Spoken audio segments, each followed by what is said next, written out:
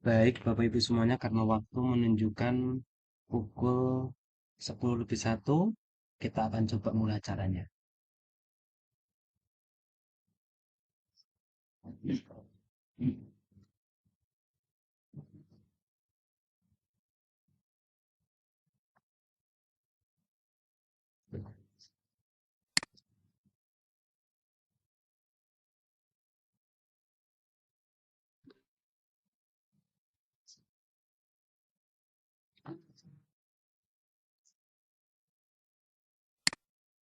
Assalamualaikum warahmatullahi wabarakatuh. Selamat pagi, Bapak Ibu guru semuanya. Bisa mendengarkan suara saya ya, Bapak Ibu ya? Oke, baik. Baik, Bapak Ibu guru semuanya, hari ini kita berkumpul di sini dalam rangka kegiatan webinar budaya positif yang akan disampaikan oleh pemateri kita yaitu Bapak Komarudin Rizal. Untuk itu, perkenalkan saya Urfan Afif yang akan memandu kegiatan pada pagi hari ini. Sebelum saya memulai acara, saya akan bacakan dulu susunan acaranya, yaitu yang pertama pembukaan, lalu yang kedua doa, lalu yang ketiga pemaparan materi, lalu yang keempat umpan balik, dan yang terakhir adalah penutup. Baik, langsung saja kita akan masuk ke acara yang pertama, yaitu pembukaan. Mari Bapak Ibu Guru semuanya kita buka acara pada pagi hari ini dengan bacaan basmalah bersama-sama. Bismillahirrahmanirrahim. Baik, mudah-mudahan dengan bacaan basmalah tadi acara webinar budaya positif ini bisa berjalan dengan lancar. Lalu yang kedua, doa. Eh, kita awali kegiatan pada pagi ini dengan berdoa dengan menundukkan kepala sejenak agar acara webinar dari awal sampai akhir nanti berjalan dengan lancar. Berdoa dimulai.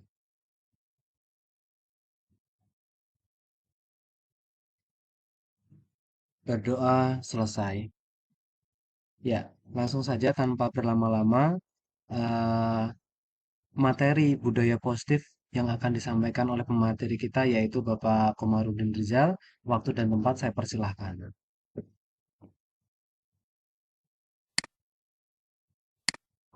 Bu Erwina belum saya kasih link. Saya kasih.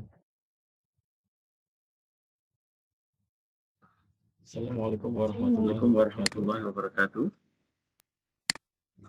Waalaikumsalam warahmatullahi wabarakatuh. Alhamdulillah pada pagi hari ini kita berkumpul dan membantu kegiatan saya dalam kegiatan webinar kali ini. Izinkan saya menyapa Bapak Ibu sekalian dengan sebuah pantun. Pantun ini saya mulai dari berkaitan dengan hukuman dan disiplin.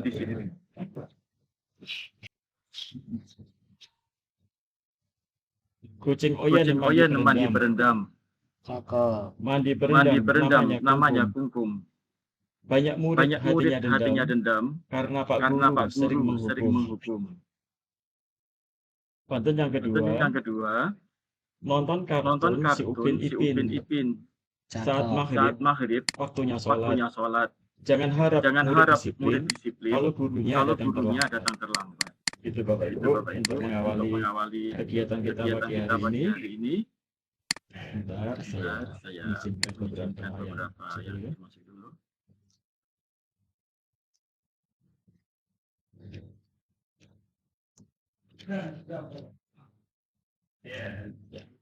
Bapak Ibu, sebelum saya mulai, saya ingin bertanya kepada Bapak Ibu untuk pertanyaan pemantik pada webinar kali ini. Bapak Ibu, apakah hukuman itu dapat mendisiplinkan siswa? Yang kedua, pemberian hukuman dengan hal positif seperti membaca atau membersihkan halaman sekolah, apakah dapat meningkatkan disiplin anak? Yang ketiga, memberi penghargaan dapat meningkatkan motivasi belajar anak. Pertanyaan ini sering kita diskusikan bersama. Seringkali kita memberikan hukuman kepada siswa, kepada murid yang terlambat dengan alasan hukuman tersebut dapat mendisiplinkan siswa. Namun berkali-kali kita melihat pelanggaran yang sama. Contoh Bapak Ibu, ketika kita menghadapi siswa yang terlambat. Selama kita mengajar di sekolah kita ini, tentu sering melihat siswa yang terlambat, Bapak Ibu. Dan itu tidak cuma sekali dua kali. Bahkan ada siswa yang terlambat lebih dari 20 kali. Padahal kita sudah memberikan hukuman, baik hukuman fisik maupun hukuman yang lainnya. Menurut kita itu dapat mendisiplinkan anak. Nah, ternyata usaha kita selama ini tidak berjalan dengan baik. Buktinya apa? Buktinya pelanggaran itu dilaksanakan terus-menerus. Ada beberapa asumsi bahwa hukuman itu tidak membuat jerah. Itu yang pertama. Yang kedua, hukuman itu tidak menumbuhkan rasa sadar. Hukuman itu juga ternyata tidak sesuatu hal yang positif. Dan itu hanya asumsi kita bahwa hukuman itu dapat mendisiplinkan anak. Selanjutnya Pak Arfan. Selanjutnya lagi. Pada kesempatan kali ini, saya akan mencoba memberikan gambaran mengenai disiplin positif dan nilai-nilai kebajikan universal yang tentunya dapat kita terapkan di sekolah. Bapak Ibu, disiplin itu menurut teori yang telah dipelajari adalah belajar mengontrol diri dengan menggali potensi kita agar tujuan kita tercapai berdasarkan nilai-nilai yang kita hargai. Kita itu bukan mesin waktu, bukan jam yang disetting alarm pukul 7.00 berbunyi, itu bukan. Kita juga bukan mesin waktu atau bel sekolah. Ketika disetting pukul 9.45 harus berbunyi, kita langsung berbunyi, bukan. Karena kita itu manusia yang punya kontrol diri. Disiplin sesuai dengan teori Dr. William adalah bagaimana kita menghargai diri kita sendiri dengan mentaati aturan yang telah disepakati bersama dengan mengontrol diri. Maksudnya gini. Ketika kita sepakat pukul 7 sudah belajar di kelas, maka kita harus melawan keinginan untuk tidak tertib. Kita harus melawan keinginan untuk masuk pukul 7:15 misalnya. Karena dengan kita hadir di kelas sebelum pukul 7, kita menghargai diri kita sendiri. Kalau kita lebih dari pukul 7, maka secara nilai-nilai positif kita tidak menghargai diri kita sendiri. Pada satu sisi, disiplin ini perlu motivasi, baik motivasi internal maupun eksternal. Nah, motivasi eksternal, mengapa siswa itu disiplin pukul 7 sudah harus masuk? Kemungkinan besar siswa itu takut dihukum, Bapak Ibu. Kalau siswa takut dihukum, dia akan berusaha hadir tepat waktu atau sebelum waktunya. Ada juga hadir lebih awal karena ingin imbalan. Misalnya ada siswa hadir nanti dikasih hadiah oleh gurunya. Banyak guru di sekolah dasar memberikan motivasi kepada siswa yang hadir. Anak-anak yang hadir tepat waktu akan ibu beri permen, akan ibu beri jajan, akan ibu beri tambahan uang saku. Nah, ini merupakan motivasi eksternal yang berkaitan dengan keinginan untuk mendapatkan imbalan atau penghargaan. Padahal yang terpenting adalah motivasi internal itu sendiri, yaitu dari diri bagaimana kita menghargai diri kita sendiri. Kita tidak mungkin bersedia dicap sebagai orang yang suka terlambat. Kita tidak mau dianggap sebagai orang yang tidak disiplin. Lalu bagaimana kita menghargai diri kita sendiri agar tidak dicap hal tersebut? Maka kita harus menerapkan konsistensi, hadir tepat waktu, menjalankan tugas sebaik-baiknya, lalu berkomitmen agar tugas-tugas yang diberikan kepada kita sebagai guru dilaksanakan sebaik-baiknya. Itu adalah disiplin dalam hal mengontrol diri kita untuk menjalankan tugas-tugas kita agar nilai-nilai kita dihargai oleh kita sendiri, bukan orang lain. Karena orang lain tidak bisa mengontrol kita, Bapak Ibu. Yang bisa mengontrol kita adalah diri kita sendiri. Lalu, apa makna disiplin? Tadi sudah saya singgung. Disiplin itu berkaitan dengan bagaimana sesuatu itu dapat dilakukan kepada orang lain berdasarkan kepatuhan. Jika kepala sekolah menginginkan kita hadir pukul 7, atas dasar kepatuhan kita juga harus hadir pukul 7. Karena kita patuh. Kita bisa butuh hadir pukul 7 lebih. Tapi karena kita patuh, kita harus mengikuti aturan tersebut. Yang kedua, disiplin dengan ketidaknyamanan. Maksudnya gini, kita itu kecenderungan gini. Kalau kita terlambat, kita nggak nyaman. Kalau kita terlambat, kita itu merasa tidak enak. Nah, dengan perasaan itu kita berusaha untuk disiplin. Saya tetap mencontohkan sementara ini kehadiran tepat waktu, karena ini yang sering kita alami bersama.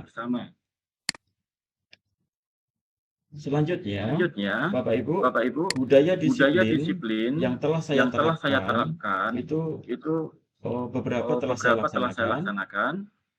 Salah satunya adalah misal sebagaimana ada di tayangan di depan, saya menerapkan budaya disiplin atau budaya durasi, duduk rapi dan bersila.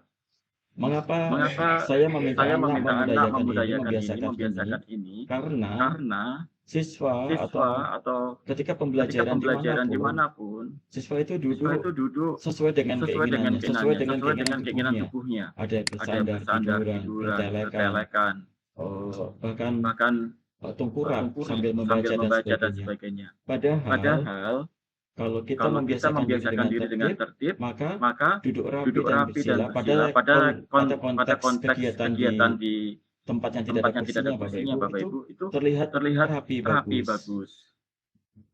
Pada gambar yang lain itu contoh yang tidak sesuai. Itu contoh bagaimana siswa duduk rapi bersila, tamu di atas meja. Nah, sebagai orang yang awam, kita tentu berpikir di antara dua gambar itu mana yang kita hargai?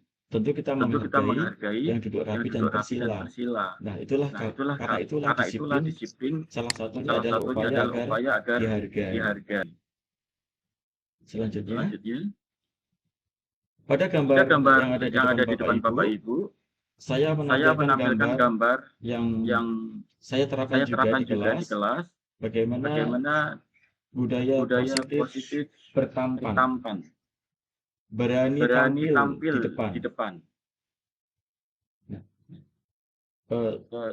siswa perlu dimotivasi agar berani tampil di depan, karena dengan tampil di depan siswa mampu menunjukkan apa ide dan gagasannya. Kalau kita biarkan secara klasikal kita menjelaskan, murid ada di belakang, tentu murid tidak diberi kesempatan untuk tampil. Bahkan ketika bicara pun masih di depan kita, tidak di depan umum, tentu murid merasakan suasana yang berbeda. Coba kita bayangkan jika kita hanya dia mendengarkan lalu kita menjawab, tentu berbeda ketika kita berada di depan teman-teman sekelasnya. Ini membantu murid untuk menumbuhkan motivasinya, bagaimana dia belajar dengan berani, dengan konsisten, dengan menunjukkan dia mampu menunjukkan kebutuhan dia agar dia diakui bahwa dia itu mampu. Bayangkan jika yang membaca buku ini anak pintar tapi tidak berani bicara di depan umum, maka kecerdasan linguistiknya tentu tidak diketahui oleh banyak orang. Begitu Bapak Ibu. Selanjutnya. Lalu budaya positif yang lain. Saya akronimkan dengan harga pete. Hargai pendapat teman. Harusnya peto ya. Hargai pendapat teman.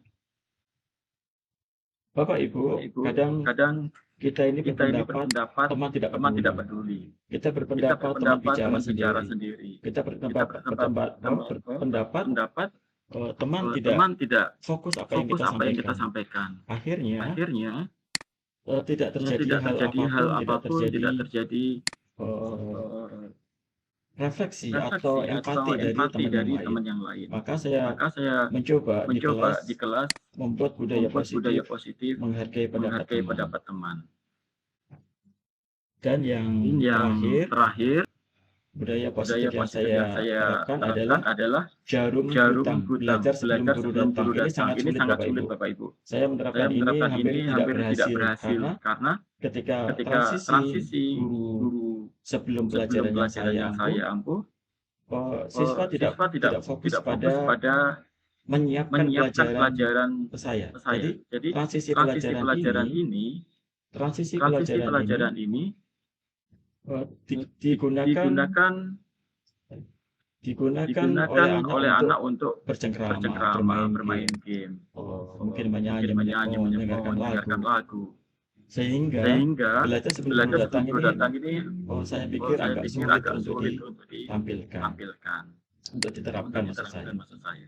Jadi itu ada empat aksi nyata yang telah saya laksanakan. Sebelum saya lanjutkan ke materi berikutnya, saya ingin feedback dari Bapak Ibu mengenai empat budaya positif yang saya terapkan di kelas untuk mata pelajaran saya. Sementara itu dulu dari saya, mohon feedback dari Bapak Ibu semua. Saya kembalikan. Baik, terima kasih Pak Rizal atas apa yang sudah disampaikan. Baik Bapak Ibu, silahkan ini saya beri kesempatan untuk Bapak Ibu guru untuk mengomentari atau memberikan feedback positif ataupun apa yang sudah dilakukan oleh Pak Rizal berkaitan dengan budaya positif atau disiplin positif ya Bapak Ibu. Silakan saya berikan waktunya berpendapat. Tadi ada jarum butang ya, belajar sebelum guru datang dan lain sebagainya. Oke, ini ada Bu Erwina. Silakan Bu Erwina bisa memberikan feedbacknya kepada apa yang sudah disampaikan Pak Rizal. Baik, terima kasih atas waktunya. Kepada Pak Komarudin, wah sangat keren sekali ya presentasinya. Terima kasih Bu. Saya ingin di SMA 8 itu kan ketika terlambat, anak terlambat, bagaimana cara mendisiplinkan ya? Mungkin ada cara yang lebih lagi. Kadang-kadang memang anak-anak sering ada yang tidur, ngantuk kayak gitu. Itu ada susah. Ada juga bahkan ya anak yang malah marah ketika ditegur. Kemudian ketika di SMA 8 kita itu kalau terlambat itu ada yang disuruh membaca hafalan surat-surat pendek. Itu sangat bagus sekali. Tapi kadang-kadang mungkin kendalanya ya repotnya. Terus kalau anak-anak yang datangnya terlambat banyak, mungkin kalau guru agamanya akan repot juga ya mungkin. Tapi nggak apa-apa, seneng banget kemarin kok bisa seperti itu, wah keren dari pihak STP 2 kan. Terima kasih untuk sarannya yang lebih lagi tadi, Marudin dan yang lainnya. Terima kasih. Baik, terima kasih Bu Erwina atas masukan dan sarannya berkaitan dengan penindakan ya siswa terlambat ya, yaitu dengan salah satunya adalah dengan membaca hafalan Al-Quran. Itu juga sepertinya sudah berkaitan dengan keyakinan atau kesepakatan bersama anak tersebut. Oke, terima kasih Bu Erwina. Mungkin ada tanggapan dari Pak Rizal apa yang disampaikan oleh Bu Erwina? Terima kasih banyak Bu Erwina. Jadi penanganan siswa terlambat itu merupakan PR besar bagi kita semuanya. Selama ini kita masih menggunakan hukuman, namun kita sudah melakukan progres yang lebih baik karena hukuman atau penerapan poin telah kita tiadakan. Kita sudah memulai menggunakan aturan-aturan yang positif. Tentu harapannya keterlambatan dapat kita kurangi Bu Erwina. Nanti mengenai bagaimana pemberian hukuman, konsekuensi atau mungkin nanti saya jelaskan di belakang nanti ada restitusi. Dapat kita terapkan lalu kita akan mencoba berharap bagaimana penerapan restitusi ini dapat mengubah mindset kita agar kita tidak terlambat kembali, baik guru, murid maupun seluruh warga sekolah. Sekali lagi terima kasih Bu Erwina. Nanti saya minta dukungan Ibu Erwina kembali untuk memberikan feedback untuk materi selanjutnya. Terima kasih. Mungkin Bapak Ibu yang lain, saya beri kesempatan. Baik Pak Duta, terima kasih sudah mengangkat tangan. Silakan bisa memberikan feedback apa yang sudah disampaikan oleh Pak Rizal. Silakan Pak Duta. Terima kasih materinya dengan singkatan-singkatan yang sangat kekinian lah ya materi ini Pak Rizal tadi, sangat menarik sekali. Saya tertarik dengan materi jenengan yang terakhir ini yang sedang di slide sekarang, yaitu jarum gutang, belajar sebelum guru datang. Mungkin kalau ini diaplikasikan di jam pertama masih bisa ya Pak, mungkin anak-anak datangnya 15 menit sebelum jam 7 ya, mereka bisa menyiapkan materi jam pertama itu. Nah, untuk jam selanjutnya, apakah itu juga harus dilakukan seperti itu apa tidak? Misal dari pergantian jam ketiga ke jam keempat, kan memang sudah ada perbedaan sedikit. Tapi seharusnya kalau guru disiplin sebenarnya tidak memiliki waktu untuk gantian itu Pak. Kalau gurunya juga disiplin, 2 menit sebelum 2 menit guru yang sebelumnya meninggalkan kelas, seharusnya guru yang selanjutnya sudah datang. Kan juga terlalu cepat untuk tekniknya sama bingung ini maksudnya jarum gutangnya. Baik, terima kasih Pak Duta atas feedback dan pertanyaannya ya. Betul, mungkin yang disampaikan oleh Pak Duta karena memang kalau semisal di jam awal mungkin masih oke lah karena apa namanya masih bisa digunakan untuk kegiatan yang sebelum guru datang. Akan tetapi setelah dari jam kedua ke jam ketiga dan seterusnya itu bisa jadi waktunya akan terbatas. Nah, mungkin bagaimana tanggapan dari Pak Rizal atas apa yang disampaikan oleh Pak Duta? Soalnya kalau gurunya mungkin sebelumnya sudah memberitahu ya, kalau saya akan datang terlambat lah, itu mungkin bisa. Tidak ada informasi itu kan hampir tidak ada waktu itu anak sebenarnya.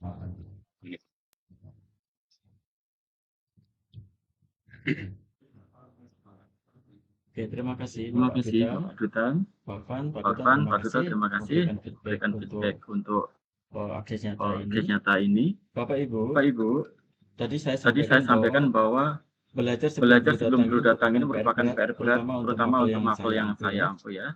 Begini, ketika ini dilaksanakan, memang sebaiknya guru menyampaikan dari awal ketika pertemuan sebelumnya bahwa pertemuannya akan datang, kita akan mempelajari A, B, C, D. Harap anak-anak sudah membaca terlebih dahulu. Misal untuk pelajaran ekonomi, saya ingin mengajar tentang bagaimana produksi. Tentu di akhir pembelajaran sebelumnya saya menyampaikan, tolong pelajari tentang produksi, siapa yang memproduksi, bagaimana memproduksi, bagaimana cara dia memproduksi, di mana tempat dia memproduksi. Belajar sebelum guru datang itu maksudnya bisa sehari sebelumnya belajar dulu, atau beberapa menit sebelum saya hadir sisa belajar terlebih dahulu, atau beberapa menit sebelum pelajaran dimulai siswa sudah menyiapkan buku, alat dan sebagainya. Faktanya Bapak Ibu, anak tidak siap. Anak tidak tahu apa yang harus dilakukan. Anak tetap menunggu kita datang. Kalau kita tidak datang ya mereka sesukanya sendiri. Harapannya ketika saya hadir, anak sudah langsung duduk jari. Pak, saya kemarin sudah mempelajari mengenai orang membuat pentol bakso. Pak, mengapa membuat pentol bakso harus bulat-bulat gitu Pak? Mengapa tidak boleh kotak? Nah, itu pertanyaan yang harapannya muncul saat guru itu belum hadir dan mereka mempelajari, tanya-tanya. Mereka ingin tahu. Rasa ingin tahu itu kan perlu kita temukan melalui motivasi belajar yang sesuai. Nah, ini selama ini tidak bisa saya terapkan karena anak tidak bersedia atau tidak mampu atau belum memunculkan motivasi internal untuk belajar sebelum ada pembelajaran. Jadi secara khusus bukan berarti beberapa menit guru sebelum hadir belajar bukan, tapi siswa menyiapkan pembelajaran pertemuan yang akan datang. Jangan sampai siswa nihil, tidak tahu apa yang harus dipelajari pada materi hari itu. Terima kasih Pak Duta. Mungkin ada yang lain, Bapak Ibu. Baik, terima kasih Pak Rizal atas jawabannya. Betul sekali apa yang disampaikan oleh Pak Rizal berkaitan dengan apa yang ditanyakan oleh Pak Duta. Oh, Oke, saya lanjutkan. Jadi apa yang disampaikan oleh Pak Rizal ini mungkin hampir mirip dengan apa namanya model pembelajaran flip classroom ya. Jadi kalau misal saya baca ini flip classroom ini adalah model pembelajaran di mana siswa sebelum belajar di kelas mempelajari materi lebih dahulu di rumah sesuai dengan tugas yang diberikan oleh guru. Lah, mungkin hampir mirip-mirip dengan apa yang disampaikan oleh Pak Rizal yaitu berkaitan dengan jarum gutang, belajar sebelum guru datang. Mungkin itu dari saya Pak Rizal tambahnya. Mungkin ada dari Bapak Ibu guru yang lain, adakah yang ingin memberikan feedback atau pertanyaan berkaitan dengan budaya positif yang sudah dilakukan oleh Pak Rizal? Baik, kalau semisal tidak ada, kita akan coba lanjutkan ke materi berikutnya Bapak Ibu guru semuanya. Saya persilahkan Pak Rizal.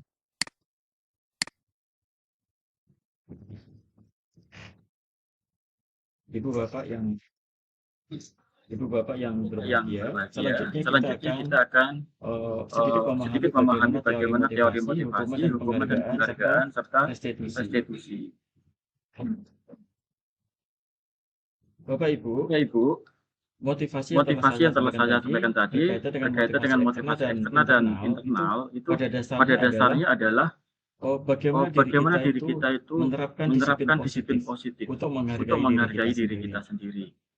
Nah, misalnya ini, ada contoh di depan Bapak Ibu. Ada situasi bagaimana ada siswa baru di kelas kita. Ada siswa baru di kelas kita situasinya. Lalu pada kolom pembuka itu ada kalimat kemarin saya perhatikan. Yang kedua ada kolom nilai kebajikan, rasa empatimu besar sekali. Misal Bapak Ibu, saya seorang guru, ada murid saya namanya Urfan. Melakukan hal yang sesuai dengan yang ada di depan tadi. Apresiasi kebajikan. Lalu apa yang saya sampaikan? Yang saya sampaikan seperti ini Bapak Ibu. Assalamualaikum Urfan, apa kabar? Bapak perhatikan kemarin kamu membantu murid baru ya. Kamu mencarikan tempat duduk yang sesuai yang disediakan di kelas. Kamu perhatian sekali. Bapak rasa empatimu besar sekali. Bapak harap ini tetap kamu lanjutkan. Kamu sangat luar biasa. Nah, itu salah satu contoh bagaimana kita mengakui atau mengapresiasi kebajikan yang dilakukan oleh murid Bapak Ibu. Nah, sekarang saya ingin minta salah seorang Bapak Ibu untuk mencoba membuat satu contoh sebagaimana saya contohkan tadi untuk baris yang ketiga. Yang ketiga itu pembukanya terima kasih untuk nilai kebijakannya rasa tanggung jawab. Situasinya adalah saat ada murid memungut sampah yang berserakan di lantai. Mungkin Bapak Ibu bisa membantu, silakan.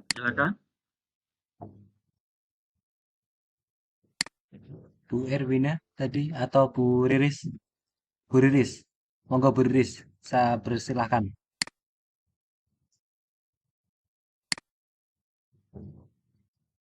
Masih di mute Ibu Riris. Selamat siang Pak Komar, terima kasih atas materinya. Sangat sekali ya, terutama bagi saya secara pribadi. Mungkin contohnya begini Pak, ini sesuai dengan situasi yang saya alami kemarin menjelang bulan bahasa.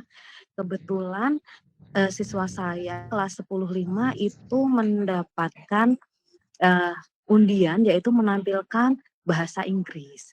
Lalu saya memberikan tanggung jawab kepada mereka untuk berlatih sebelum bulan bahasa itu dimulai atau sebelum hari H. Saya menunggu mereka berlatih. Kemudian ketika setelah berlatih, terus bulan bahasa berjalan, akhirnya mereka itu mendapatkan 2 juara. juara 2 untuk parade busana, dan juara 2 untuk pentas seni terbaik. Waktu itu saya bilang, terima kasih anak-anak untuk rasa tanggung jawabmu. Kemarin kalian sudah berlatih sampai sore hari, bahkan ada salah satu wali murid yang ikut menunggu juga kemarin bersama saya. Semoga nanti ke depannya ketika ada lomba lagi, kita semakin solid dan semakin tanggung jawab dengan apa yang sudah kita dapatkan begitu. Itu termasuk contoh pengakuan atau apresiasi kebajikan atau tidak ya? Ini saya bertanya sekaligus saya bertanya. Alhamdulillah. Iya Bu. Kalau menurut teorinya itu betul sekali pengakuan atas atau apresiasi kebajikan yang dilakukan oleh guru kepada murid yang telah menghargai dirinya sendiri, atas motivasi internalnya sendiri, atas budaya positif yang dilakukan oleh murid itu. Luar biasa Ibu. Terima kasih. Jadi untuk baris ketiga itu sangat sesuai. Ada ucapan terima kasih. Nilai kebijakan yang muncul, rasa tanggung jawab, lalu situasinya juga muncul di situ. Terima kasih banyak Ibu Riris. Oke, baik, selanjutnya kemungkinan Bu Erwina mengangkat tangan, present. Saya persilahkan. Iya Pak, tadi untuk situasi yang pada saat kamu memungut kertas yang berserakan ya. Berarti dengan situasi ini maka kita misalnya terima kasihnya dengan terima kasih anak-anak kamu ya, satu orang ya. Terima kasih siapa Mas Urfa memungut kertas yang ada di lantai, walaupun kamu tidak membuangnya, tetapi kamu sudah keren, sudah mau bertanggung jawab untuk Baik, terima kasih Bu Erwina. Seperti itu contohnya Pak Rizal, sesuai ya? Iya. Contoh dari Bu Riris sangat bagus. Dari Bu Erwina juga sangat bagus. Sangat kontekstual. Yang Bu Riris tadi memberikan contoh sangat kontekstual karena memang terjadi dan dialami oleh Bu Riris. Untuk Bu Erwina juga secara umum kita juga punya Bapak Ibu mengenai sampah yang berserakan di lantai, dan ketika dipungut oleh anak, kita kadang kurang memberikan apresiasi. Ini PR kita bersama Bapak Ibu. Selanjutnya, saya ingin mengajak Bapak Ibu untuk ngecek ini. Kira-kira yang ada di depan Bapak Ibu ini hukuman atau konsekuensi. Yang pertama, mencatat 100 kali di dalam buku kalimat. Saya tidak akan terlambat lagi. Saya tidak akan terlambat lagi. Itu ditulis oleh siswa yang terlambat ke sekolah. Ini hukuman atau konsekuensi Bapak Ibu? Hukuman. Oke. Bu Riris menjawab hukuman juga. Lalu yang kedua, lari mengelilingi lapangan basket dua kali karena terlambat hadir di sekolah. Hukuman atau konsekuensi? Hukuman juga. Pak Elvan menjawab hukuman. Pak Orvan hukuman. Oke. Kita lanjut Bapak Ibu. Yang lain boleh menuliskan di chatboxnya ya. Ayu juga menyampaikan ini hukuman. Bu Erwina, hukuman yang mendisik. Hukuman yang mendisik itu apa Bu? Pendidik ya. Bu Desi hukuman juga. Bu Yola hukuman. Untuk yang ketiga Bapak Ibu, murid diminta untuk push up 15 kali karena tidak menggunakan masker ke sekolah. Ini hukuman atau konsekuensi? Silakan ditulis Bapak Ibu.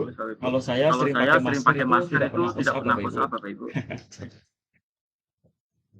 Lalu yang selanjutnya, menggantikan kertas tugas teman yang telah dicoret-coret. Jadi kertas teman dicoret-coret, lalu anak disuruh mengganti. Ini hukuman atau konsekuensi? Selanjutnya, membersihkan tumpahan air di meja tulis karena tersenggol pada saat belajar. Hukuman atau konsekuensi Bapak Ibu? Kan? Konsekuensi. Murid disuruh untuk mengenakan sandal kayu sehari di sekolah karena tidak mengenakan sepatu hitam. Hukuman atau konsekuensi? Bawah tidak kelihatan Pak, pelan sekali. Lari mengelilingi lapangan basket 2 kali karena terlambat 10 menit pada pelajaran PJOK. Oke. Terima kasih Bapak Ibu. Lalu nanti biar Pak Urfan membuka kunci jawabannya Bapak Ibu. Silakan Pak Urfan. Nah, ini muncul jawabannya. Ada hukuman, ada konsekuensi. Ada hukuman, ada konsekuensi. Lalu apa bedanya Bapak Ibu ya? Hukuman itu apa? Konsekuensi itu apa? Monggo Pak Urfan, kita buka dulu. Nah, hukuman saya mencoba untuk meringkas saja. Saya concern pada yang terakhir saja, Bapak Ibu. Hukuman itu karena gurunya marah, muridnya juga akhirnya juga marah karena dihukum. Gurunya menyalahkan, lalu muridnya juga merasa bersalah. Yang ketiga, gurunya mempermalukan, muridnya merasa dipermalukan. Yang keempat, gurunya tidak menghargai, muridnya merasa tidak dihargai. Nah, beda dengan konsekuensi itu, siswa dibuat tidak nyaman, tapi untuk sementara saja. Karena itu merupakan kesepakatan ya, anak belajar untuk mematuhi peraturan. Tapi kalau hukuman itu biasanya kesalahan ini ditutupi. Misal anak terlambat itu berusaha untuk menutupinya. Contohnya seperti ini. Ketika pukul 7 di lingkungan sekolah kita Bapak Ibu, itu siswa harusnya lewat gerbang atas. Tapi agar tidak ketahuan kalau dia terlambat dan tidak dihukum, maka dia lari ke gerbang tengah atau di gerbang bawah. Untuk siswa yang konsekuen dalam konsekuensi ini, siswa tetap hadir, mengakui bahwa itu salah dan mematuhi peraturan. Jika ada keterlambatan lalu lari, itu merupakan konsekuensi yang dia ambil. Ya. Jadi dia mengakui itu dan dia melaksanakan konsekuensi yang telah disepakati. Nah, sekarang Bapak Ibu, kira-kira ini saya lakukan. Menurut Bapak Ibu, ini hukuman atau konsekuensi? Mereka terlambat lebih dari pukul 7. Kira-kira yang menjawab hukuman alasannya apa? Konsekuensi alasannya apa? Saya minta feedback dari Bapak Ibu semuanya. Silakan Bapak Ibu.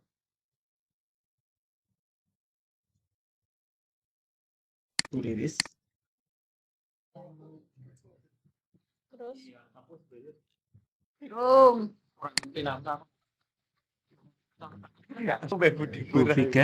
Bu Vika ingin berpendapat atau Bu Riris? Bu Riris monggo Bu.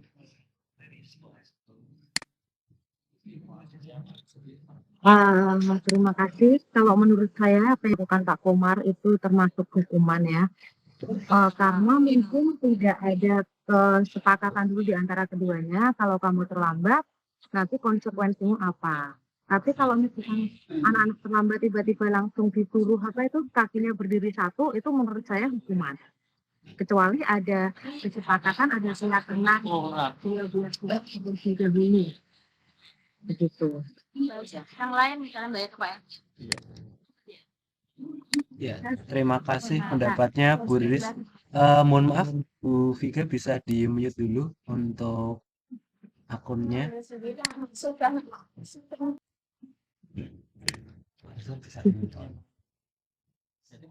Sisa 1 tahun lagi enggak?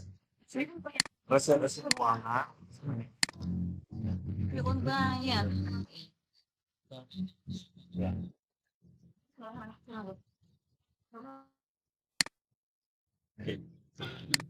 Oke, baik, selanjutnya mungkin saya membacakan ya Pak Rizal apa yang di menu chat.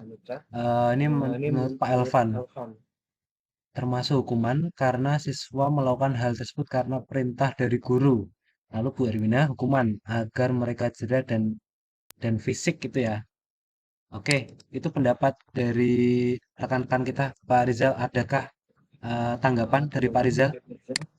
Terima kasih Pak Irfan. Saya masih menunggu Bapak Ibu yang berpendapat ini suatu konsekuensi. Kira-kira ada tidak? Silakan Bapak Ibu.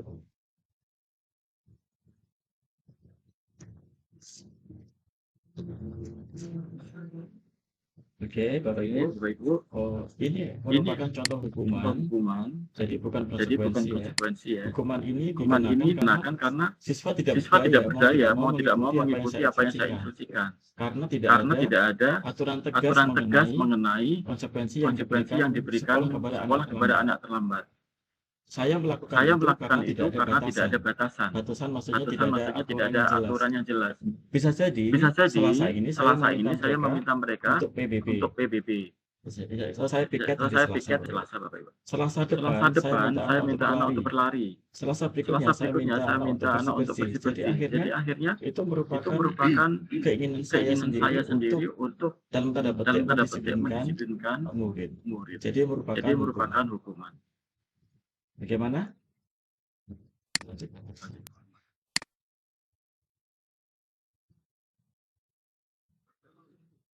Selanjutnya kita masuk pada materi restitusi. Untuk materi restitusi ini kita belajar bagaimana kembali kepada keyakinan masing-masing, keyakinan diri, agar kita tidak melaksanakan atau melakukan kesalahan yang berulang. Bagaimana restitusi ini terjadi? Restitusi ini membuat kita bagi guru tidak memaksa. Kita selalu menuntun agar kembali kepada diri kita sendiri apakah kita mampu untuk melaksanakan disiplin positif.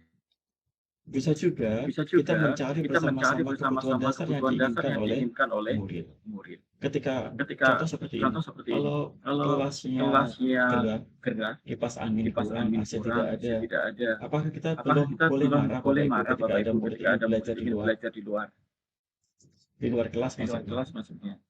Kalau ada anak jenuh terhadap kita menjelaskannya kurang baik, menjelaskannya terlalu monoton, apakah boleh murid ini cuek, malah tiduran? Boleh tidak? Nah, ini perlu kita pahami, dan oleh karena itu saya minta izin untuk kembali ke slide berikutnya.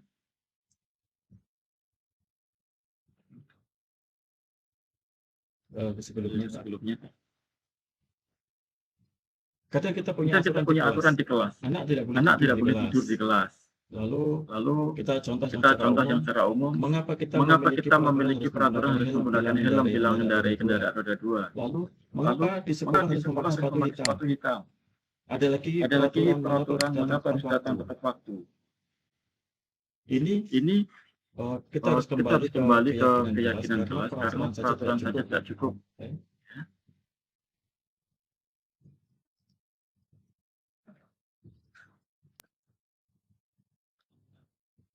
Bapak Ibu, dalam membuat keyakinan kelas itu kita harus memahami bagaimana nilai kebajikan ini muncul. Misalnya, Bapak Ibu ingin di kelas ini muncul rasa hormat. Kebajikannya adalah rasa hormat. Maka ketika Bapak Ibu berada di dalam kelas, Bapak Ibu setidaknya mendengarkan kata-kata yang muncul di ucapan siswa. Contoh. Maaf saya kurang.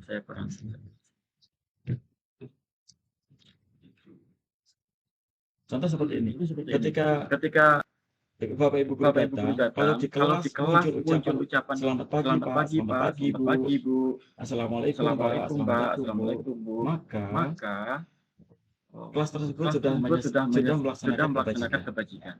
Lalu siswa terlihat santun, berperilaku santun, terlihat rapi. Itu bukti bahwa kelas tersebut telah melaksanakan keyakinan kelasnya. Jika siswa tersebut mempunyai keyakinan kelas hormat kepada guru atas sama, maka yang nampak di kelas adalah tepat waktu. Itu menghargai dirinya, hormat kepada temannya atau orang lain. Lalu menyapa teman dan guru setiap hari itu muncul dalam sikap hormat. Mengembalikan barang teman yang telah dipinjam itu juga merupakan hormat. Mengucapkan terima kasih juga merupakan hormat. Namun jika tidak jika sering terlambat, tidak peduli dengan teman, tidak mengembalikan barang yang dipinjam itu merupakan sikap tidak nampak hormat di dalam kelas tersebut. Selanjutnya, Bapak Ibu, pada saat ada peraturan selalu kembalikan buku di tempatnya. Maka keyakinan kelas yang muncul adalah tanggung jawab. Di kelas tersebut muncul rasa tanggung jawab bersama. Jika muncul peraturan dilarang mengganggu orang lain, maka keyakinan tersebut berupa penghormatan kepada orang dan itu seterusnya.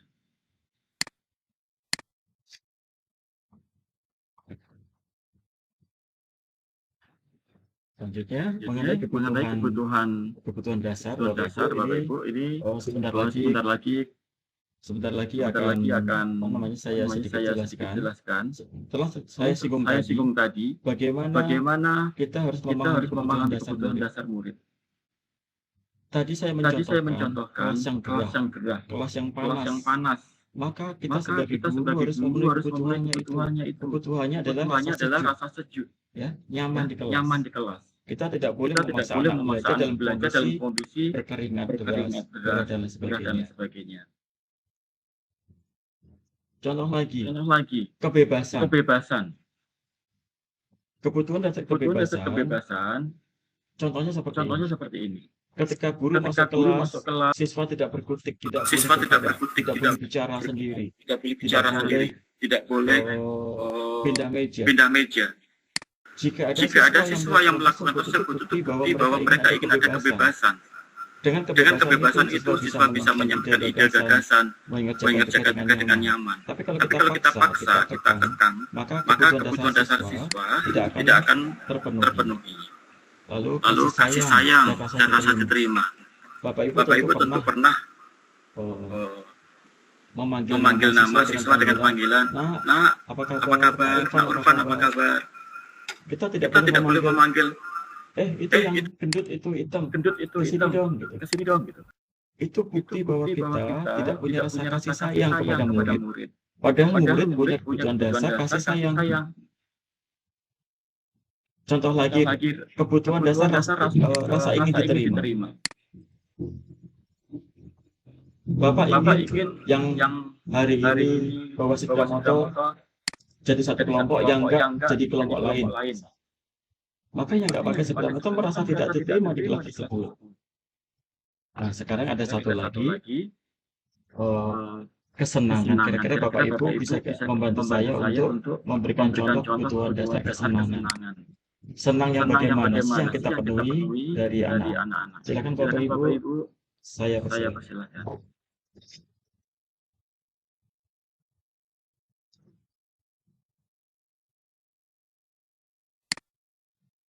Silakan Bapak Ibu kalau ingin berpendapat berkaitan apa yang disampaikan Pak Rizal, kira-kira kebutuhan kesenangan apa yang menurut Bapak Ibu itu sesuai dengan kesenangan yang ingin dimunculkan? Silakan.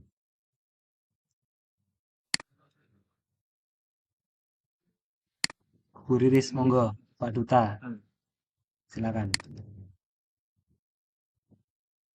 Mungkin Bu Riris dulu, silakan. Kalau kesenangan mungkin contohnya juga pernah saya lakukan, tapi saya kurang tahu ini kesenangan atau bukan ya Pak, nanti bisa dibantu mengoreksi. Waktu itu kelas 11 itu ada materi tentang drama. Lalu sebelum saya masuk ke materi, saya memberikan anak-anak sajian drama dulu, tetapi saya tawarkan, "Anak-anak, kalian dramanya itu mau nonton film tidak?" "Iya Bu, nonton film Bu." Kan biasanya kan anak-anak kan suka ya Pak, kalau kita serius saja mereka kadang bilang, "Bu Riris ini pelajarannya nonton film aja." Lah kebetulan itu waktu pembelajaran drama, saya tawarkan begitu, "Anak-anak mau nonton film tidak?" Nah, mereka antusias, "Mau Bu, mau Bu." Lalu saya tawarkan lagi, "Mau film apa, horor, romantis atau apa?" Terus, "Horor Bu." Nah, akhirnya waktu itu saya putarkan film horor, kita nonton bareng-bareng. Sebelum masuk materi, saya hanya meminta mereka untuk meringkas alur dari, film tersebut. Itu termasuk kesenangan atau bukan, Pak? Begitu, terima kasih. Oke, luar biasa. Saya langsung ya Pak Irfan. Kalau saya jadi muridnya, tentu saya sangat senang. Jadi rasa senang ini muncul bisa melalui dirinya sendiri, tapi tidak boleh disalahkan rasa senangnya itu.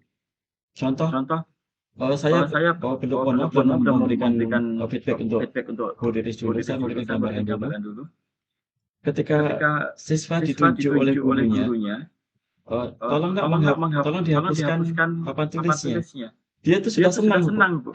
Perhatikan. Jadi rasa diterima, kasih sayang dan kesenangan itu bisa muncul bersamaan. Ada juga memunculkan rasa senang itu melalui ice breaking. Nah, ice breakingnya kalau Bu Riris tadi nonton film bersama, itu menurut saya sudah menunjukkan rasa senang, karena ketika pembelajaran diawali dengan rasa tidak suka, satu sudah siang, tidak suka dengan gurunya mungkin, karena metode pembelajarannya nggak menarik, tidak suka pelajarannya, saya sudah tidak suka matematika, dapat guru yang tidak menarik, maka rasa senang itu tidak akan muncul pada diri kita atau pada diri murid. Namun kalau ada guru yang menarik, yang empatik, simpatik, cantik misalnya, atau ganteng, lalu mengawali pembelajarannya dengan nonton video bersama, ice breaking bersama, menyapa bersama, lalu muncul rasa senang terhadap pelajarannya, atau merasa senang dalam pembelajaran, tentu itu merupakan pemenuhan kebutuhan dasar murid. Saya sepakat dengan Bu Riris. Terima kasih banyak Bu Riris. Baik, luar biasa sekali ya Bu Riris tadi pendapatnya berkaitan dengan kebutuhan dasar atas kesenangan. Lalu selanjutnya Pak Duta, silakan kalau mau berpendapat juga, saya persilahkan. Ya, terima kasih sebelumnya ada Pak Irfan sudah mempersilahkan saya. Jadi kalau menurut saya mengenai kesenangan murid ini, kita sebagai guru itu bagaimana kita membuat materi kita itu sebisa mungkin relevan dengan kehidupan anak, sehingga anak pun akan merasa tertarik. Oh iya, itu bahasan yang ingin mereka bahas gitu. Seringkali dalam buku-buku teks, buku-buku pembelajaran kita itu bukan, kalau misal dalam bahasa Inggris lah, kan membahas masalah teks deskriptif itu seringkali bukan hal yang tidak menarik bagi mereka, itu tidak relevan, bahkan itu kadang karakter yang sudah zaman dulu sekali dan mereka tidak kenal, jadi tidak tertarik untuk membahas itu. Jadi mungkin bisa saya tawarkan kepada mereka, silakan kalian cari tokoh yang kalian sukai, kalian ini pembelajaran deskriptif teks yang menggambarkan sesuatu. Setelah itu silakan jelaskan ciri-ciri fisiknya dan karakternya seperti apa lah. Itu silakan kalian bebas. Bahkan waktu itu malah ada yang aneh sekali, unik dan aneh. Uniknya adalah mereka tanya bukan karakter fiksi, bukan karakter nyata, tapi karakter fiksi yang ditanyakan. Jadi karakter dari suatu anime ya. Mereka membawakan, Pak, kalau saya menggambarkan, Sir, kalau saya menggambarkan karakter ini bagaimana? Gojo Satoru itu. Saya waktu itu sempat bingung, ini kenapa ya? Tapi oke, boleh, tidak apa-apa. Esensinya, asalkan esensinya adalah kamu bisa menggambarkan dia. Bahasa Inggrisnya itu tercapai dan kamu belajar dengan senang. Potensinya tercapai. Jadi menurut saya itu bagian dari kesenangan. Bagaimana Pak kalau seperti itu? Terima kasih. Terima kasih Pak Duta, luar biasa berbagi informasi ini. Saya dicerahkan, jadi saya menemukan informasi baru dari yang Pak Duta sampaikan tadi, bahwa itu inisiatifnya dari siswa ya Pak ya? Iya, dari siswa. Ya Pak, betul Pak. Luar biasa, karena kebutuhan mereka dipenuhi oleh mereka. Ya, oleh mereka dengan inisiasi yang sangat menurut saya sangat progresif, bagus untuk dapat diterapkan pada level lain atau metode pembelajaran. Masih ada satu mengenai kebutuhan dasar ini merupakan penguasaan. Oh, ada lagi dua, bertahan hidup dan penguasaan. Saya fokus ke penguasaan, Bapak Ibu. Untuk penguasaan ini saya ingin minta contoh dari mungkin Pak Irfan bisa membantu saya kalau penguasaan itu bagaimana kira-kira. Nah, sebagai gambarannya gini. Ada siswa nilai bahasa Inggrisnya nggak bagus. Lalu dia tidak diperhatikan oleh gurunya. Ketika dia ditanya oleh guru, dia diam saja. Nah, apakah ini kebutuhan penguasaannya tidak diakui oleh guru atau bagaimana, Pak?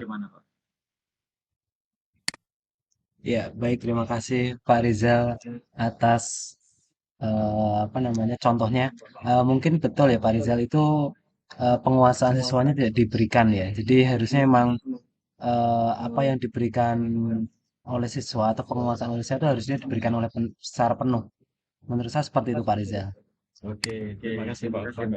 Bapak Ibu, jika anak nilainya nggak kurang baik, prestasi belajarnya kurang bagus, maka kebutuhan dasar murid untuk penguasaan materi itu harus kita penuhi, Bapak Ibu. Kita tidak boleh membiarkan murid mendapatkan prestasi yang tidak baik, mendapatkan hasil belajar yang tidak baik. Jika nilainya kurang dari KKM atau pada capaian tertentu tidak sesuai, maka kebutuhan dasar murid wajib kita penuhi. Kalau dia kurang mampu dalam pelajaran secara klasikal, harus kita tarik dalam kegiatan pelajaran kayak les kursus yang kita atau drill yang kita terapkan untuk siswa tersebut sampai pemenuhan kebutuhan penguasaan dia terhadap suatu materi tertentu. Ini yang sering kadang kelewatan Bapak Ibu. Semoga kita dapat menjalankan ini dan jangan sampai kita tidak fokus pada yang belum terpenuhi kebutuhan prestasinya. Jangan kita fokus pada yang pintar-pintar, yang punya prestasi tertentu juga kita harus perhatikan. Demikian Bapak Ibu, selanjutnya masih ada dua materi lagi. Posisi kontrol. Posisi kontrol ini bagaimana kita memposisikan diri ketika terjadi pelanggaran atau kesalahan yang dilakukan oleh murid. Bapak Ibu, kita tidak boleh menjadi seorang hukum yang menghardik, yang membentak-bentak murid, atau bahkan menjadi guru yang membuat siswa merasa bersalah. Siswa kita sindir, siswa kita bandingkan dengan orang lain. Misal, Irfan, kamu kok terlambat sih? Itu saja temanmu yang jalan kaki saja tidak terlambat. Kamu rumahnya dekat, malah terlambat. Itu merasa bersalah dia. Apalagi kita menghadapi Irfan, kamu itu nggak tahu malu ya, rumah dekat tidak terlambat. Nah itu tipe penghukum kita tidak boleh pada posisi kontrol tersebut. Nah, apa posisi yang sebaiknya kita lakukan? Sekurang-kurangnya pada posisi netral, yaitu sebagai teman. Misal, Irfan, kamu hari ini terlambat. Besok kalau kamu ada kesulitan untuk menuju ke sekolah, hubungi Bapak, nanti Bapak jemput. Bisa seperti itu. Atau nanti Bapak minta temanmu untuk menjemput dan bersama-sama agar tidak terlambat kembali. Jadi sebagai teman atau sebagai pemantau. Misalnya, Irfan, kamu tahu kan peraturannya, Bapak sudah mengamati berkali-kali. Kamu tahu kan yang harus kamu lakukan. Nah, ini sebagai pemantau Bapak Ibu. Nah, idealnya kita sebagai manajer. Sebagai manajer ini kita fokus pada apa yang kita yakini. Fokus pada yang siswa tersebut yakini. Kita mengajukan pertanyaan yang membuat mereka tidak mengulangi perbuatannya dan memperbaiki keadaan. Jika dia suka terlambat, kita cari akar masalahnya, kita identifikasi akar masalahnya, kita membuat solusi dan dapat dijalankan oleh murid tersebut. Selanjutnya Pak. Coba sekarang gini. Bapak Ibu, saya ingin ini posisinya saya Bapak Ibu. Saya membuat kesalahan. Saya ingin Bu Asri Budia, Pak Riko, Bu Andrika mempraktekkan kepada saya. Jadi posisinya saya berbuat salah. Mungkin Pak Hardiko mendengar suara saya, Pak Hardiko. Pak Hardiko mengatakan kepada saya sebagai seorang yang membuat merasa bersalah.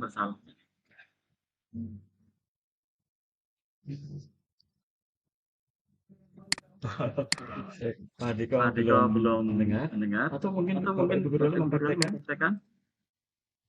Contoh nih. Saya marah dengan Pak Urfan. Urfan, Bapak kecewa sekali dengan kamu. Urfan, Bapak kecewa sekali dengan kamu. Ini kamu terlambat untuk ke-20 kalinya. Ya ini jawaban Urfan itu Pak Urfan bilang, maaf Pak, saya terlambat. Dia merasa bersalah. Mungkin ada Bapak Ibu Guru yang mau mempraktekkan. Itu sudah ada kalimatnya dengan mempraktekkan kepada saya.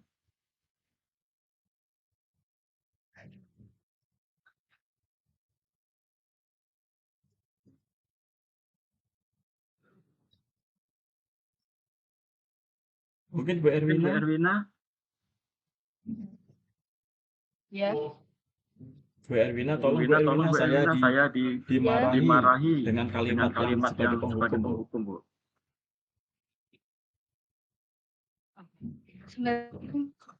Yang baris kedua, Bu. Mau dicontoh.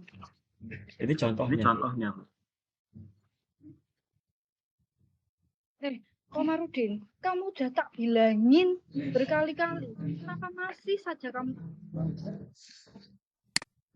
tidak membawa buku? Bu, tolong diulangi lagi, Bu. Suaranya kurang jelas, Bu. Jangan bilang.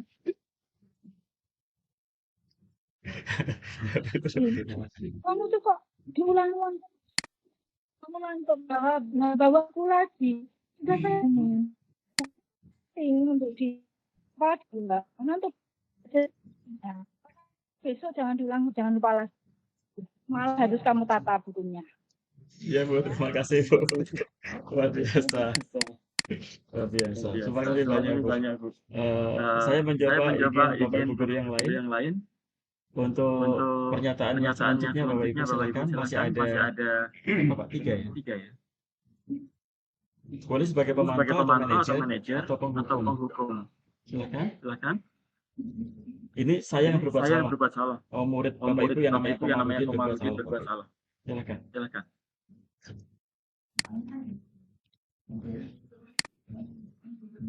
Ibu Yola bisa bantu saya? Bu Riri silakan. Yang penghukum ya Pak, yang paling akhir ya. Ya kemarin sepertinya saya menjadi seorang penghukum di kelas 11-8 karena waktu itu ada siswa yang setelah istirahat dia tuh paling datang terakhir 10 menit lebih baru masuk kelas satu orang. Lalu saya bilang, kamu itu selalu masuknya paling akhir. Masa nggak cukup sih waktu istirahatnya? Sekarang saya hukum kamu nyanyi lagu NDX, saya bilang gitu. Terus dia nyanyi di depan kelas.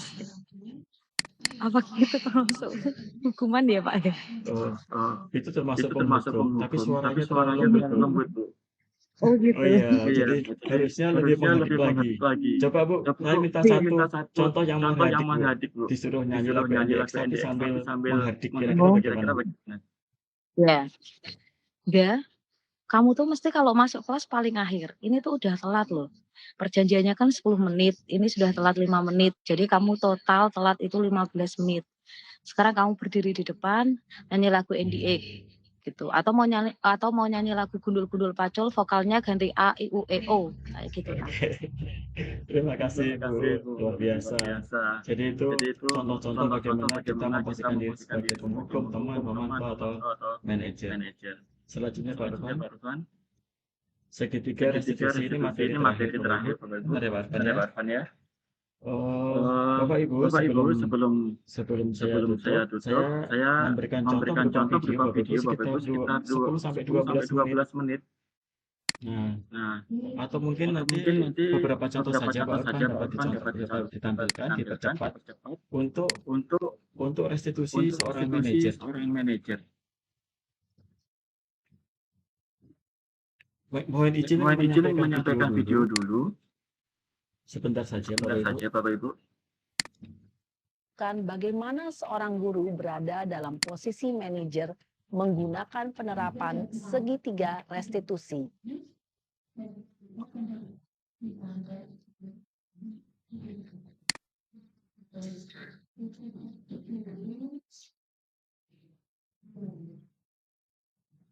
Siang, Sarah.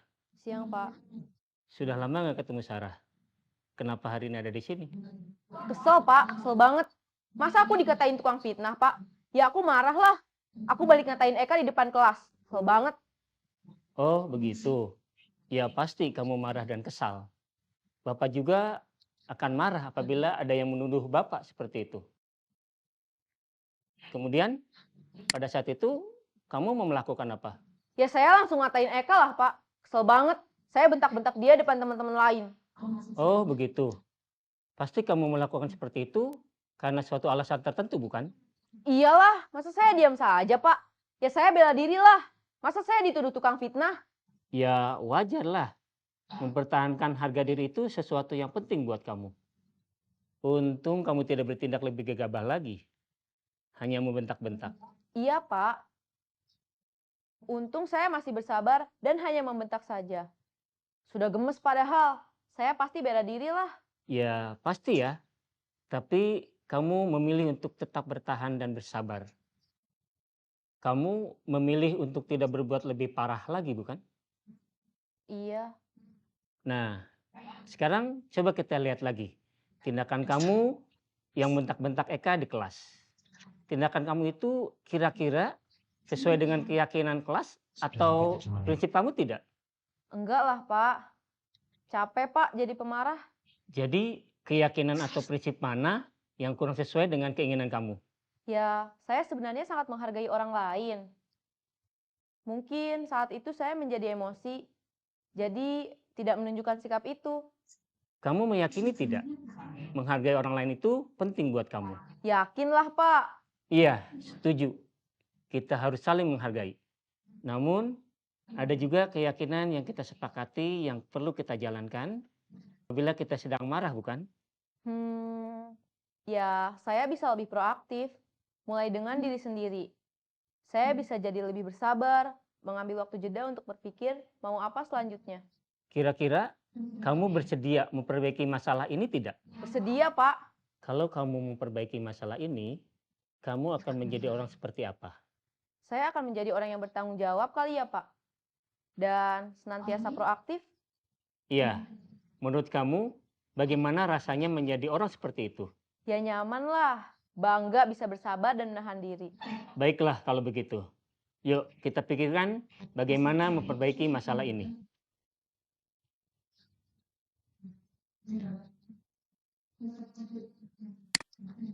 Bapak Ibu sekalian, demikian tadi contoh bagaimana seorang guru melakukan restitusi kepada muridnya yang merasa difitnah. Pada dasarnya kembali kepada bagaimana murid tersebut menyelesaikan masalahnya melalui keyakinan diri.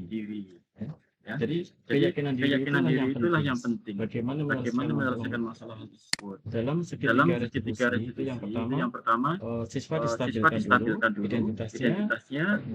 Jadi guru mengatakan setiap orang pasti pernah melakukan kesalahan dan seterusnya. Lalu divalidasi kesalahannya tersebut. Kamu tentu punya alasan apa yang akan kamu utarakan kepada Bapak. Lalu diyakinkan dalam menanyakan keyakinannya. Nilai-nilai apa yang akan kamu lakukan, yang akan disepakati, dan bagaimana agar kamu tidak melakukan hal ini. Segitiga itu dapat kita lakukan dengan baik. Jangan sampai kita menjadi penghukum. Jangan sampai kita menjadi guru yang suka menyalahkan muridnya. Jangan sampai kita menjadi guru yang tidak tahu apa yang dilakukan jika terdapat kesalahan atau pelanggaran yang ada di sekolah yang dilakukan oleh murid, bahkan oleh rekan kita sendiri. Tentunya hal positif ini menjadi budaya kita dan dapat kita lakukan secara terus-menerus, dapat kita implementasikan dalam setiap pengambilan keputusan. Jangan sampai kita sebagai guru terjebak dalam hubungan bahwa kamu salah, kamu hukum. Aku selalu benar. Aku Aku tidak mau dibantah. Nah, itu sebaiknya sikap-sikap tersebut tidak diulang lagi oleh kita semuanya, dan saya tetap terus belajar dan terus belajar bersama dengan Bapak Ibu sekalian. Semoga upaya kita belajar kita hari ini bermanfaat dan mendapatkan hasil menjadi warga sekolah yang memiliki budaya positif, disiplin positif, dan termotivasi untuk senantiasa berbuat baik. Sekian dari saya. Terima kasih atas perhatian Bapak Ibu semuanya. Sudah 1 jam lebih kita melewatkan hari ini dengan diskusi yang sangat menyenangkan. Tentunya masukan dari Bapak Ibu saya ingin terima dalam berbagai sesi, bukan pada sesi baik maupun pada sesi tatap muka. Insya Allah kegiatan lain akan dapat kita laksanakan terus menerus agar kita menjadi pribadi yang semakin baik. Terima kasih Bapak Ibu sekali lagi. Saya kembalikan kepada Pak Arfan. Wassalamualaikum warahmatullahi wabarakatuh. Waalaikumsalam warahmatullahi wabarakatuh. Baik, terima kasih sekali Pak Rizal atas apa yang bisa disampaikan, apa yang sudah dipaparkan selama kurang lebih 1 jam ini berkaitan dengan budaya positif. Baik, Bapak Ibu semuanya, kita masuk ke sesi berikutnya yaitu umpan balik. Silahkan Bapak Ibu yang mau memberikan tanggapan, memberikan pertanyaan ataupun saran apa yang sudah disampaikan oleh Pak Rizal berkaitan dengan budaya positif. Saya persilahkan.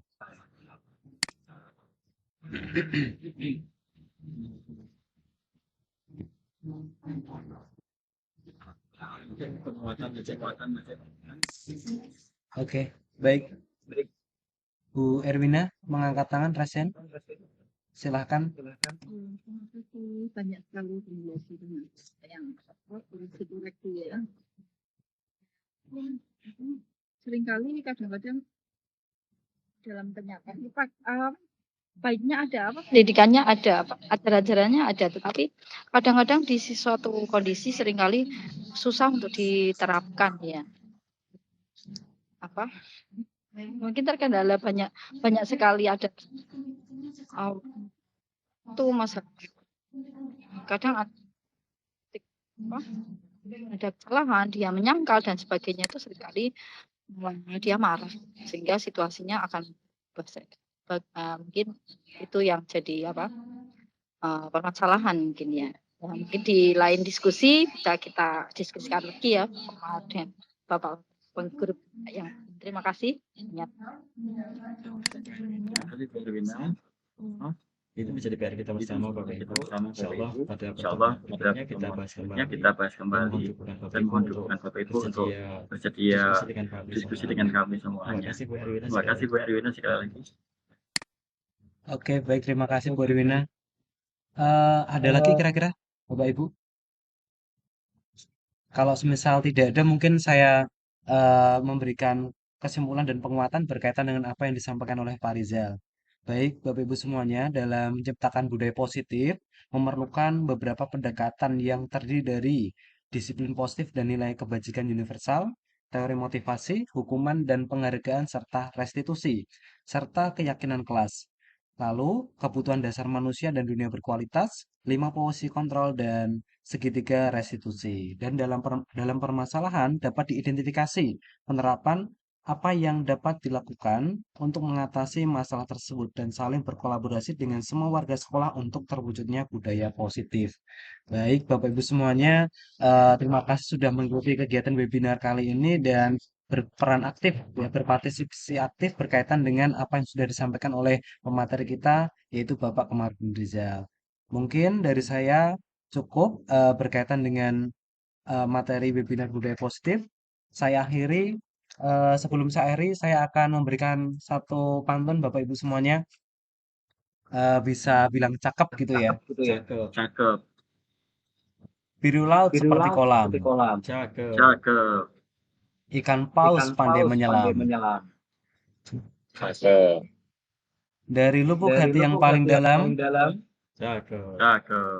Saya tutup kegiatan ini dengan salam. Assalamualaikum warahmatullahi wabarakatuh. Waalaikumsalam warahmatullahi wabarakatuh. Oke, mungkin foto bersama Bapak Ibu semuanya. Mohon izin foto bersama dulu.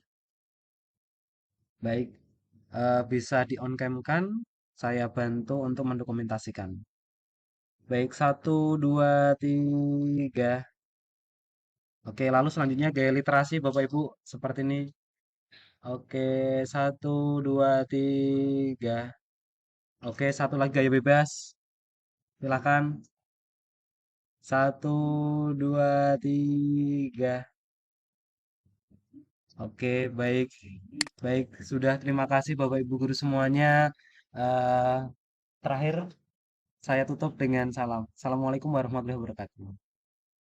Waalaikumsalam warahmatullahi wabarakatuh. Terima kasih Bapak Ibu. Gak ada presensi, Pak. Oh ya, presensinya lewat link Bapak Ibu. Oke. Sebentar.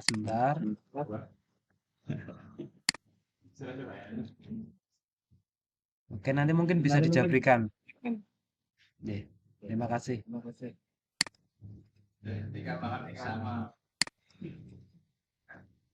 Tiga sesi makan bersama ya.